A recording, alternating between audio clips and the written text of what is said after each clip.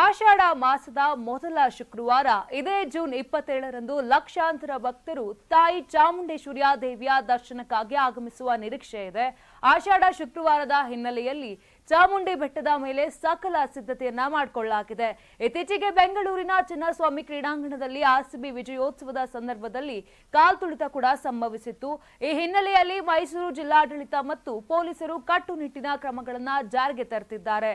ಸಾಮಾನ್ಯ ಸಂದರ್ಶಕರಿಗೆ ₹300 ಮತ್ತು 2000 ಟಿಕೆಟ್ಗಳನ್ನು ಹೊಂದಿರುವವರಿಗೆ ಹಾಗೂ ಬೆಟ್ಟದ ದೇವಾಲಯಕ್ಕೆ ಪಾದಯಾತ್ರೆ ಮಾಡುವ ಭಕ್ತರಿಗೆ ಪ್ರತ್ಯೇಕ ಸರತಿ ಸಾಲುಗಳನ್ನು ಸ್ಥಾಪನೆ ಮಾಡಲಾಗಿದೆ.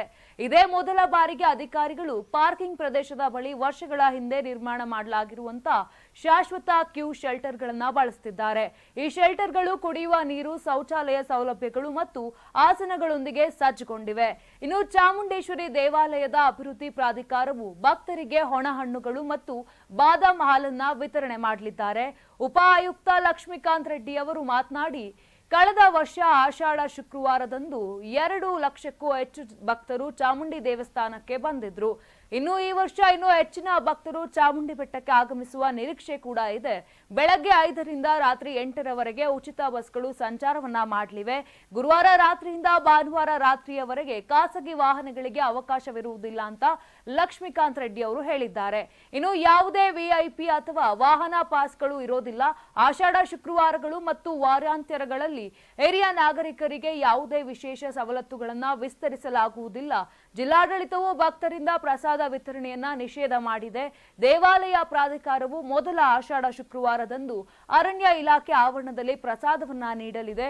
ಒತ್ತನಹಳ್ಳಿ, ಲಲಿತಾದ್ರಿಪುರ ಮತ್ತು ತಾವರೆಕಟ್ಟೆಯಿಂದ ಚಾಮುಂಡಿ ಬೆಟ್ಟಕ್ಕೆ ಹೋಗುವ ಎಲ್ಲಾ ರಸ್ತೆಗಳನ್ನು ಮುಚ್ಚಲಾಗುವುದು ಎಂದು ಪೊಲೀಸ್ ಆಯುಕ್ತ ಸೀಮಾ ಲಾಟ್ಕರ್ ಅವರು ತಿಳಿಸಿದ್ದಾರೆ. ಇನ್ನು ಕುಡಿಯುವ ನೀರು ಮತ್ತು ತಿಂಡಿಗಳನ್ನು ವಿತರಿಸಲು ಹೆಚ್ಚುವರಿ ಸೇವಾ ಸರತಿ ಸಾಲುಗಳನ್ನು ಸ್ಥಾಪನೆ ಮಾಡಲಾಗುವುದು ಮತ್ತು ಅಗತ್ಯವಿದ್ದರೆ ತುರ್ತು ಸ್ಥಳಾಂತರಿಸುವ ಮಾರ್ಗಗಳಾಗಿಯೂ ಕಾರ್ಯನಿರ್ವಹಿಸುತ್ತವೆ.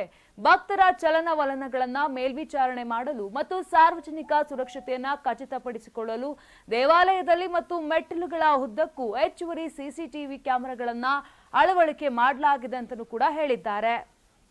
ನಾನು 86 kg ಇದ್ದವಳು 71 kg ಬಂದಿದ್ದೀನಿ. ವಯಸ್ಸಾದ್ಮೇಲೆ ಸ್ಮಾರ್ಟ್ ಆಗಿ ಕಾಣ್ತೀರಾ ಅಂದ್ರೆ ಜಿನ್ನಿ. 126 kg ವೇಟ್ ಇದ್ದು ನಾವು ಈಗ 114 kg ಲೆಕ್ಕ ಬಂದಿದ್ದೀವಿ. ಯಾವುದೇ ಸೈಡ್ ಎಫೆಕ್ಟ್ ಆಗಿಲ್ಲ. 84ರಿಂದ 50 kg ಬಂದೆ. ಆಮೇಲೆ ಸಣ್ಣಗೆ ಫಿಟ್ ಆಗಿದ್ದೀನಿ. ಅದಕ್ಕೆ ನಾನು ಯೂಸ್ ಮಾಡ್ತಾ ಇರೋದು ಜೀನಿ ಸ್ಲಿಮ್.